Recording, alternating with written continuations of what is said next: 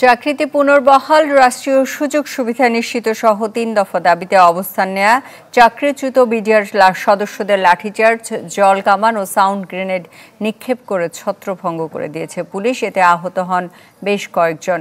এ ঘটনায় আটক করা হয় কয়েকজন বিডিআর সদস্যকে। দফায় দফায় সাউন্ড গ্রেনেড, জলকামান নিক্ষেপ, লাঠিচার্জ আর ধাক্কাধাক্কিতে উত্তপ্ত হয়ে ওঠে রাজধানীর কাকরাইল মোড়।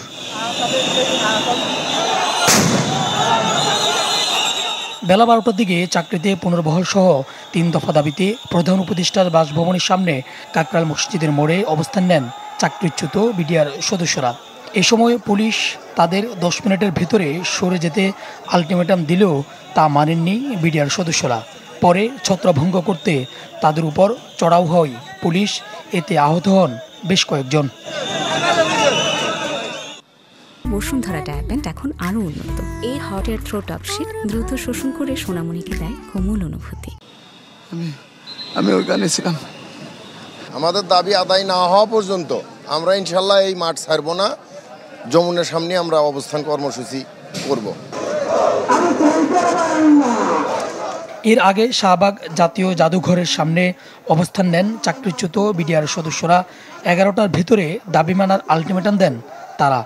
দাবি মানা না হলে রওনা দেন যমুনার দিকে। পথে পুলিশ বাধা দিলেও মানেননি আন্দোলনকারীরা।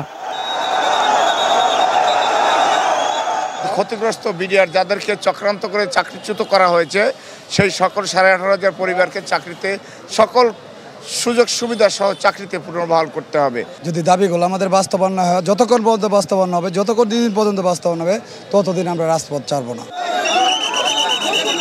পুলিশ জানায়, আন্দোলনকারীদের শান্তিপূর্ণভাবেই সরিয়ে দিতে চাইলেও সড়ক না ছাড়ায় বাধ্য হয়েছেন জলকামান আর সাউন্ড গ্রেনেড নিক্ষেপে।